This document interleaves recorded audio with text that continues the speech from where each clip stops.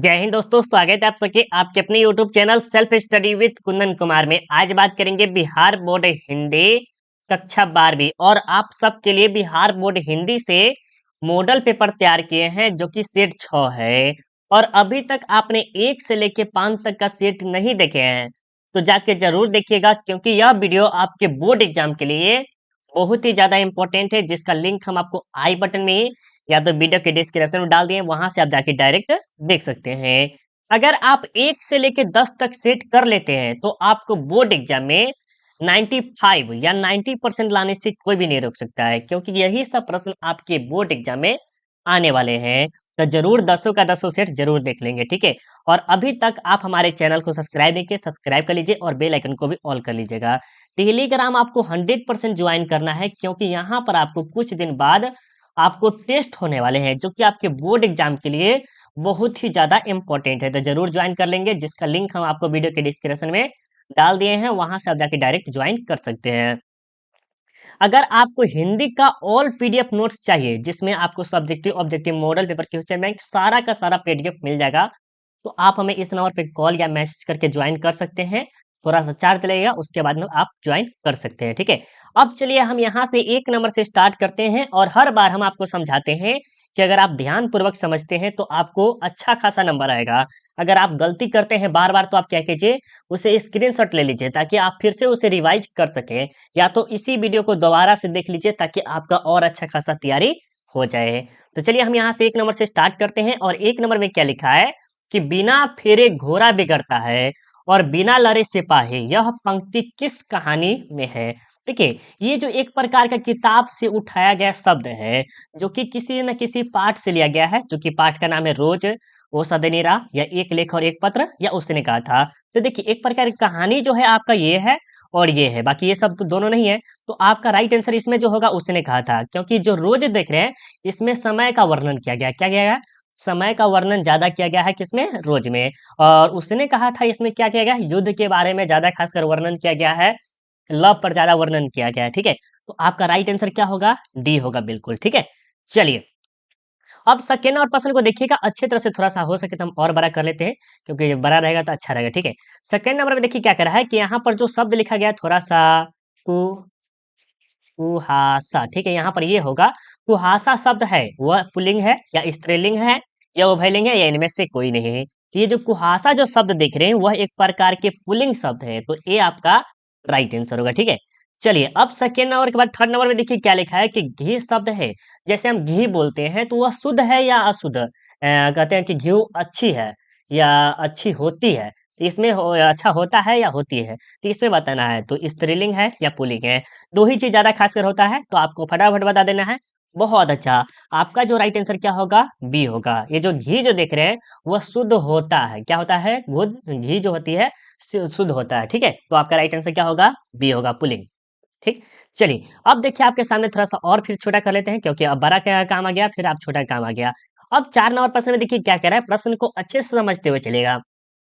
नारी और नर एक ही द्रव्य की ढली 2 प्रतिमाएं हैं, यह यह पंक्ति किस शीर्षक की पाठ की है? समझिएगा, 1 रुपया है और उसके पीछे अगर देखिएगा भारत और पैसा रहता है, उसी प्रकार किसी पंक्ति है जो कि पाठ से उठाया गया कि एक नारी और नर एक ही द्रव्य की ढली 2 प्रतिमाएं हैं। तो यह पंक्ति कहाँ से लिया गया है? अर्धनारीश्वर से लिया गया है, जिसमें शिव और पार्वती के गुण के बारे में बताया गया है, कह सकते हैं पूरा रूप के बारे में भी बताया गया, और अच्छे तरह से हम समझाए हुए भी है आपको, ठीक है। अब देखिए 5 नंबर में क्या कर रहा है कि यथेष्ट शब्द का संधि विच्छेद क्या हुआ? यथेष्ट शब्द का जो संधि विच्छेद होगा, यथा जोर एस्ट जो देख रहे हैं, बी आपका राइट आंसर होगा, ठीक है। चलिए, 6 नंबर और इजी सा प्रश्न है, कह रहा है कि प्रातः काल का संधि विच्छेद होगा। प्रातः काल का संधि विच्छेद होता है प्रातः जोर काल, क्योंकि ऑप्शन ए जो है आपका बिल्कुल ही राइट आंसर है, ठीक है। अब चलिए आपके सामने 7 नंबर प्रश्न में क्या कह रहा है। 7 नंबर प्रश्न देखिएगा अच्छे से समझिएगा कि पंजाब की भाषा तथा लिपि की समस्या है, यह किस लेखक की रचना है? ये जो पंजाब के बारे में बताया गया है, आपको पता है सिर्फ पंजाब के बारे में वर्णन किए हैं वो हमारे भगत सिंह है, तो ये आपका राइट आंसर होगा, क्योंकि मोहन राकेश पंजाब के बारे में कुछ वर्णन नहीं किए, नामवर सिंह भी नहीं किए हैं, जय कृष्ण मूर्ति भी नहीं किए, तो आपका सिर्फ और सिर्फ बनता है कौन? भगत सिंह, जो कि आपके पता है कि क्या लिखे? एक पत्र और एक लेख, ठीक है। यही है ना? सही है। चलिए, अब यहाँ पर देखिए आपके सामने 8 नंबर प्रश्न में क्या कह रहा है कि जो डॉक्टर जो है शब्द क्या है, या देशज है, विदेशज है, या दोनों है, या इनमें से कोई नहीं है। ये जो डॉक्टर शब्द आया है वह देशज है, मतलब कि ये गांव देहात में होता है, या विदेश मतलब विदेश से आया हुआ है। फटाफट बताइए 8 नंबर का राइट आंसर क्या होगा। बहुत बढ़िया, ये जो डॉक्टर जो है ये विदेशज है, जो कि आपका राइट आंसर क्या होगा, बी होगा, याद रखिएगा। अब 9 नंबर प्रश्न में देखिए क्या कह रहा है कि विकास या उद्गम की दृष्टि से शब्द के भेद है। उद्गम की दृष्टि से शब्द के कितने भेद है, या विकास की दृष्टि से शब्द के कितने भेद है। एक है, दो है, तीन है, चार है। यही सब प्रश्न आपके बोर्ड एग्जाम में पूछे जाएंगे। इसी प्रश्न को वेरी वेरी इंपॉर्टेंट माना जाता है, किसके लिए, व्याकरण के लिए। तो आपका राइट आंसर क्या होगा, डी। शब्द की दृष्टि से कितने हैं, तो चार है, याद रखिएगा। अब आपके सामने देखिए 10 नंबर में कि गांधी जी को महुए के पेड़ के नीचे किसने जगह दी थी। ये जो गांधी जी देख रहे हैं उनको महुए के पेड़ के नीचे क्या दिया गया था, जगह, जिसे बैठने के लिए कह सकते हैं। तो मुखिया ने दिया था, या ग्रामीण ने दिया था, या मंठ के महंत ने, या उनके भाई ने। उनके भाई जी नहीं दिए हुए थे। अब आपको बताना है ऑप्शन 3 में, तो राइट आंसर आप सबको पता चल गया होगा। बहुत अच्छे बहुत अच्छे, ये दे दिए थे मंठ के महंत, जो कि आपका राइट आंसर क्या होगा, सी होगा। ठीक है, याद रखिएगा।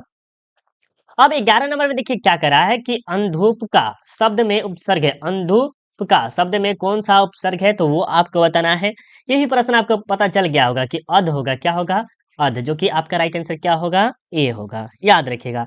यहाँ पर अध पका होना चाहिए। यहाँ पर जो प्रश्न जो है ना, यहाँ पर अध पका होना चाहिए। यहाँ पर अब आपको अच्छा खासा देखने में लग रहा होगा, अध पका। तो अध जो आपका है क्या है, उपसर्ग है। तो यहाँ पर जो राइट आंसर क्या होगा, ए होगा, याद रखिएगा। अब आपके सामने देखिए 12 नंबर में क्या करा है कि निडर शब्द में उपसर्ग है। उपसर्ग का अर्थ होता है आगे, और प्रत्यय का अर्थ होता है क्या, पीछे। तो निडर में देखिए नी को हटाइए, किधर से, इधर वाला नी है, इधर वाला नी है, तो ये नी लेंगे, ये नी नहीं लेंगे, और ये भी नहीं लेंगे। तो आपका राइट आंसर क्या होगा, ये होगा, याद है ना। चलिए बहुत अच्छे। वीडियो समझ में अगर आ रहा होगा थोड़ा सा भी, तो आप क्या कर सकते हैं, थोड़ा सा लाइक कर सकते हैं, अगर आपको वीडियो अच्छा लग रहा है तो। अगर आप 1 से लेके 5 तक सेट देख लेते हैं तो आपके लिए और खुशी की बात होगी। तो जाके जरूर देख सकते हैं, जिसका लिंक आपको वीडियो में दे दिया है, या तो वीडियो के डिस्क्रिप्शन में डाल दिए हैं। ठीक है, चलिए अब 13 नंबर में देखिए क्या कह रहा है कि सिपाही की माँ एकांकी की बेसनी चरपाई के पास मोढ़े पर बैठी कर रही थी। क्या कर रही थी, ये जो बेसनी जो देख रही, वो चारपाई पर बैठी थी और क्या कर रही थी, वह सूत काटती थी, या स्वेटर बुनती थी, चटाई बनती थी, या चावल बुनती थी। तो आप सबको पता है ना कि ये चटाई बनती थी, क्या, चटाई। तो आपका राइट आंसर क्या होगा, सी होगा। अब देखिए 14 नंबर में क्या कह रहा है कि सूरदास किस भाषा के प्रसिद्ध कवि है। तो ये जो सूरदास देख रहे हैं वो किस भाषा के प्रसिद्ध कवि है, तो वो आपको कमेंट करके बताना है। फटाफट दे, बहुत बढ़िया।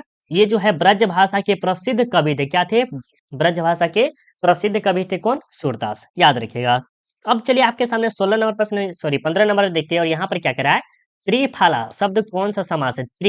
त्रि मतलब आपको जानते हैं, समास हम आपको अच्छे से समझाए हुए हैं। अगर आप समास का वीडियो नहीं देखे हैं तो वीडियो के डिस्क्रिप्शन में लिंक डाल देंगे, वहां से आप जाके देख सकते हैं। त्रिफला, तो ये भी हम आपको समझाए ना। ये जो है आपका द्विगु समास है। कौन सा है, द्विगु समास है, क्योंकि त्रि त्रि के मतलब तीन होता है। क्या होता है, त्रि का मतलब क्या होता है, तीन। तीसरी के अर्थ में हम लगा दे क्या, द्विगु समास। इसे हम गिनती की संख्या के नाम से भी जानते हैं, द्विगु समास को, याद रखिएगा। अब आपके सामने देखिए 16 नंबर में क्या करा है कि वन मानुष शब्द कौन सा समास है। वन वन मानुष, वन वन वन मत देखिए, गिनती आ रहा है ना, याद रखिएगा, या अलग भी हो सकता है। तो वन मानुष, यहाँ पर जो वन एक शब्द है, वन का मानुष, तो यहाँ पर जो है ये तत्पुरुष समास है। ये समझिएगा नहीं कि 1 2 का पहाड़ा आ रहा है, नहीं, ये नहीं होगा। आपका द्विगु समास भूल के भी नहीं लगाना है। आपका राइट आंसर क्या होगा, ए होगा। ठीक है, चलिए अब यहाँ पर देखिए आपके सामने जो है 17 नंबर प्रश्न में क्या कह रहा है कि होली शब्द है। ये जो होली शब्द है वह किस प्रकार का शब्द है, वह तत्सम है, या तद्भव है, देशज है, या विदेशज है। तो फटाफट बता दीजिए 17 का राइट आंसर क्या होगा। बहुत अच्छे। इसमें जो तद्भव देख रहे हैं, होली जो है वह एक प्रकार का तद्भव शब्द है, जो कि राइट आंसर क्या होगा, बी होगा।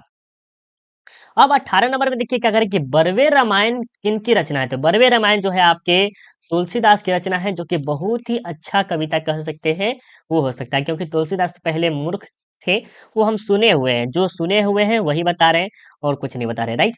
चलिए अब आपके सामने देखिए 19 नंबर में क्या करा है। 19 नंबर प्रश्न को देखिएगा कि ऊंच शब्द का विलोम शब्द क्या होगा, या कह सकते हैं ऊंचा का नीचा होता है, राइट, ऊंचा का नीचा होता है। तो यहाँ पर नीच दिया हुआ है, तो हम लगा देंगे बी।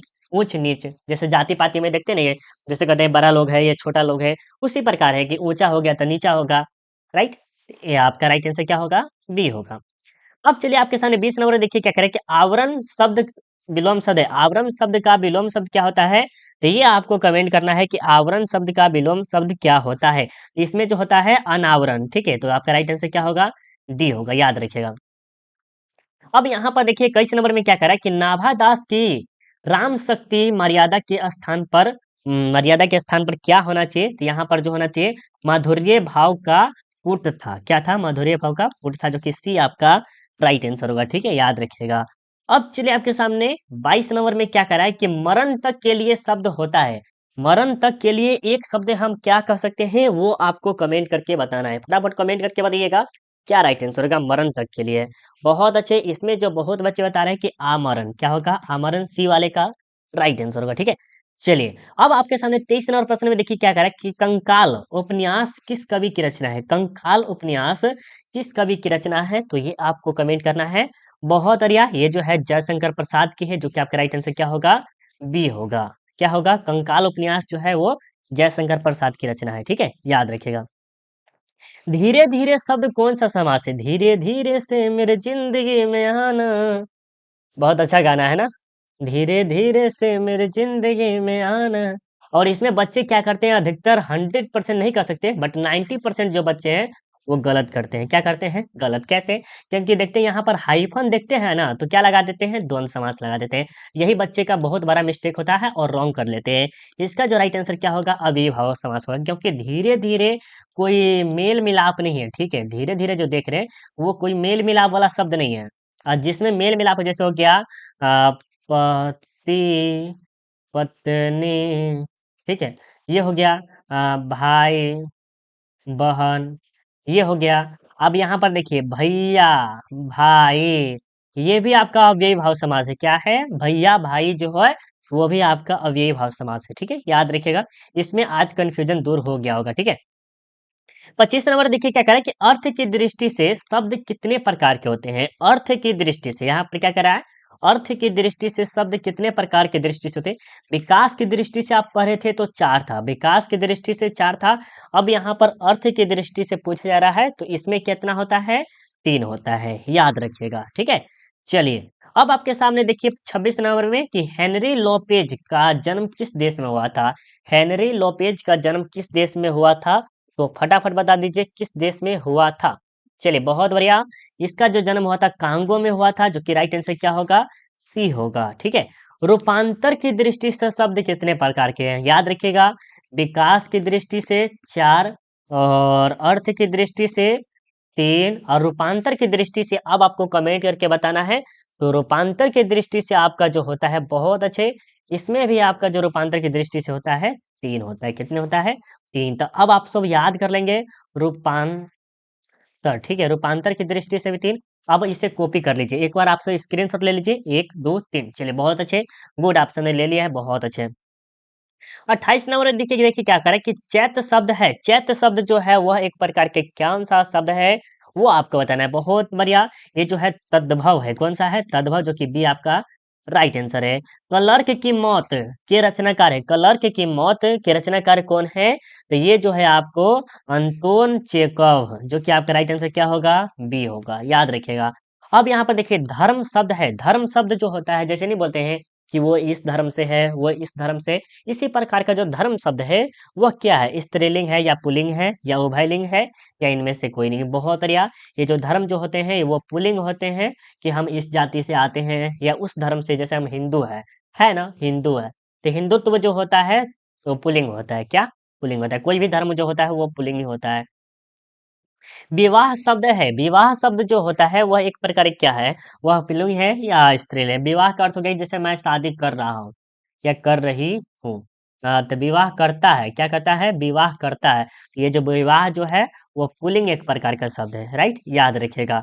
अब आपके सामने देखिए क्या कह रहा है 32 नंबर में, गोदरविल के चौराहे पर किनकी भीड़ लगी थी? गोदरविल के चौराहे पर किनकी भीड़ लगी हुई थी? गायों की, गायों की, लोगों की या बकरियों की? तो ये प्रश्न आपको इजी लग रहा होगा, क्योंकि आपको पता है कि भीड़ जो लगती है वो लोगों की लगती है, क्योंकि गाय, बैल या बकरियों की भीड़ तो नहीं लगती है। अब जो लेखक लिखे होंगे तो सोच समझ के लिखे होंगे, तो अब आप थोड़ा मोड़ा दिमाग लगाएंगे तो कहेंगे कि सर गाड़ी उड़ी तो नहीं हो सकता है, भैंस, लेकिन हो सकता है, तो क्या हो सकता है? लोग हो सकते हैं। ठीक है, चलिए। रक्षाबंधन कौन संज्ञा है? वीवीआई प्रश्न है, अच्छी तरह से याद कर लीजिए। रक्षाबंधन कौन सा समास है? तो ये संज्ञा है, सॉरी, रक्षाबंधन कौन सी संज्ञा है? तो रक्षाबंधन जो है आपका व्यक्तिवाचक संज्ञा है। क्यों? क्योंकि रक्षाबंधन एक नाम है। व्यक्तिवाचक अर्थ होता है कि एक ही जैसा हो। समूह में हो गया जैसे सेना हो गया, और जातिवाचक में हो गया कि पूरे जाति का हो गया, जैसे घोड़ा।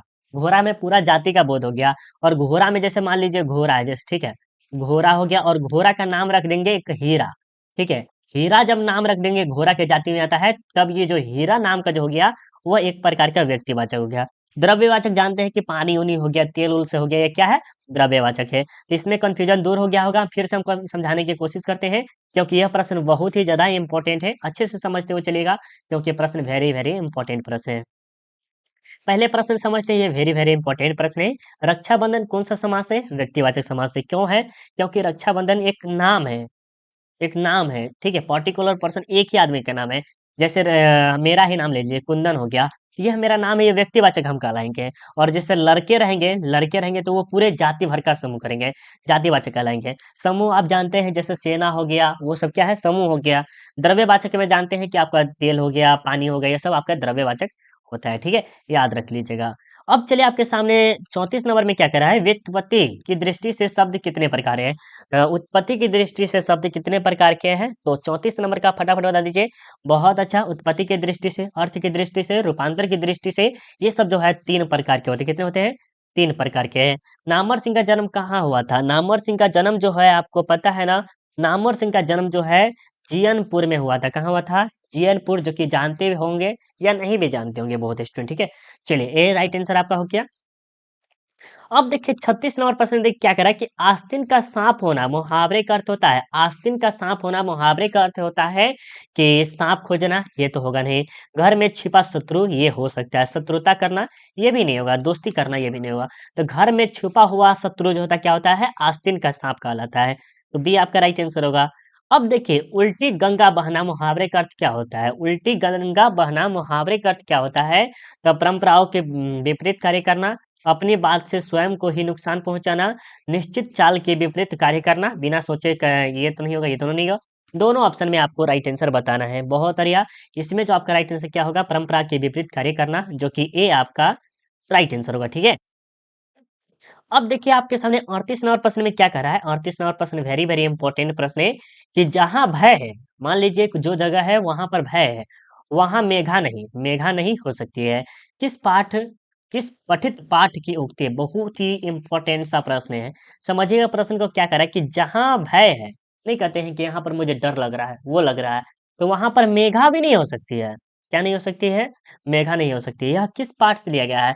यह जो बहुत ही अच्छा है, ये शिक्षा पाठ से लिया गया है, जिसके लेखक है जय कृष्ण मूर्ति। राइट, यही ना, यही है। और इसमें शिक्षा के बारे में बहुत ही अच्छा खासा डिफिनेशन दिए है, और अच्छा भी लगता है सुनने में। ठीक है, इसे बोला गया कि आजादी की तरह जिंदगी जीना, वो फलना चिलना, नौकरी पा लेना ही एक अति नहीं होता है। इसमें अच्छा खासा समझाया गया है।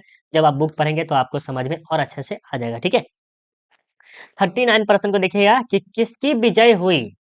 सेना की कि नागरिकों की?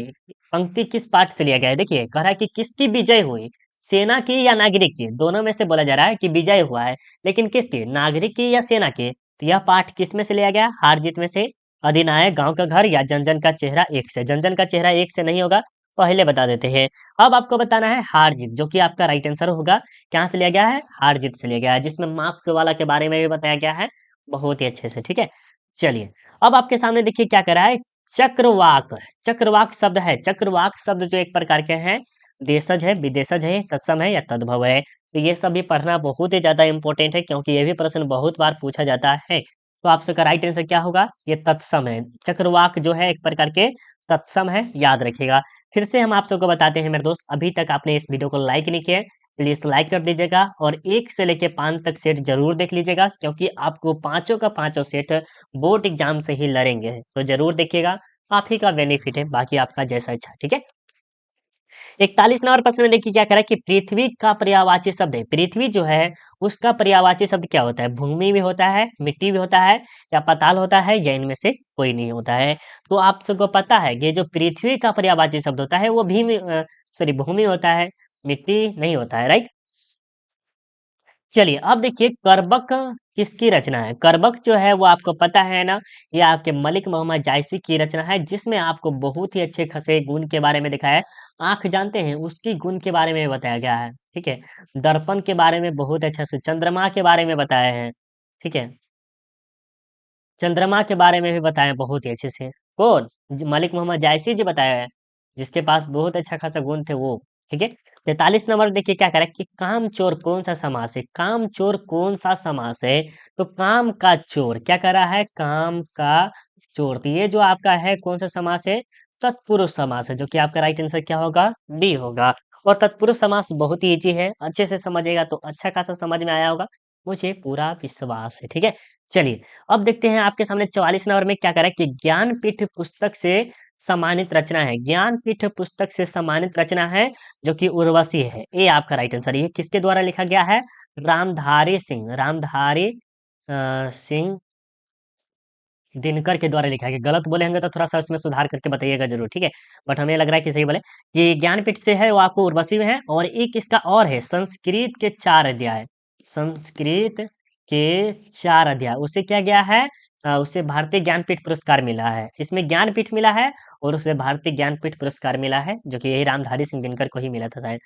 आजकल कौन सा समास है? आजकल कौन सा समास है? जब आपको हम बताए थे ना, आजकल इसमें बहुत ही ज्यादा कंफ्यूजन। यहाँ पर हाइफन भी देखते हैं तो भी आपको लगाना है द्वंद्व समास, और नहीं भी रहे कभी भी आपको द्वंद्व समास लगाना है। और कभी कभी पूछ लेता है कल, और जैसे मान लीजिए मेरा चचेरा, नहीं नहीं वो तो अलग हो जाता है, क्योंकि भाई बहन, भाई भैया। ठीक है, यही आपका एक समास होता है जो कि अव्ययीभाव समास है। और जैसे धीरे धीरे मेरे जिंदगी में आना, ये वाला तो आपका पता ही चल गया होगा, राइट। चलिए अब देखिए यहाँ पर कह रहा है 46 नंबर में कि हार जीत कविता किस कविता संग्रह से ली गई है। हार जीत कविता किस कविता संग्रह से ली गई है? तो 46 नंबर का एक बार फटाफट कमेंट कर दीजिए। बहुत बड़े, कहीं नहीं वहीं से लिया गया है, जो कि ए आपका राइट आंसर होगा। ठीक है, याद रखिएगा। अब देखिए 47 नंबर में क्या कह रहा है कि उद्घाटन का संधि विच्छेद होगा। उद्घाटन का संधि विच्छेद जो होता है उत्जोर घाटन, जो कि आपका राइट आंसर क्या होगा? सी होगा, याद रखिएगा। अब चलिए आपकी कह रहा है कि रंगून कहाँ है। तो रंगून आपको पता है कि वर्मा में है। और ये जो उसने कहा था कहानी से शायद ये भी लिया गया है, राइट, वहीं से लिया गया है। रंगून कहाँ है? वर्मा में है। वर्मा में शायद इसमें भी बारे में बताया गया। उसने कहा नहीं, सिपाही के मामले में शायद वर्णन किया गया। किसमें वर्णन किया गया? वर्मा के जो किया गया है, उसने कहा था, या सिपा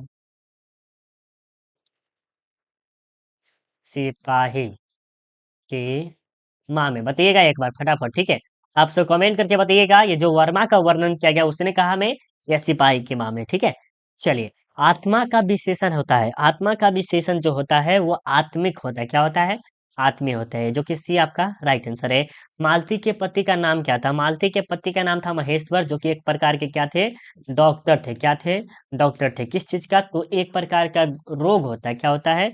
जो कि पैर उर काट दिया जाता है, उसके बारे में था। ठीक है, अब आपको क्या करना है? अब आपको सेट 7 चाहिए या नहीं चाहिए, और कितना जल्दी चाहिए आप कमेंट करके बताइए। ठीक है, और 1 से लेकर 5 तक सेट जरूर देख लीजिए। अगर आपको पीडीएफ वगैरह चाहिए तो आप हमें इस नंबर पे कांटेक्ट कर सकते हैं, 7542031831। इस नंबर पे कॉल या मैसेज करके ज्वाइन कर सकते हैं। अभी कॉल कीजिएगा तो आपके लिए और बेस्ट रहेगा। ठीक है, चलिए मिलते हैं अगले वीडियो में। अभी के लिए बाय बाय, जय हिंद।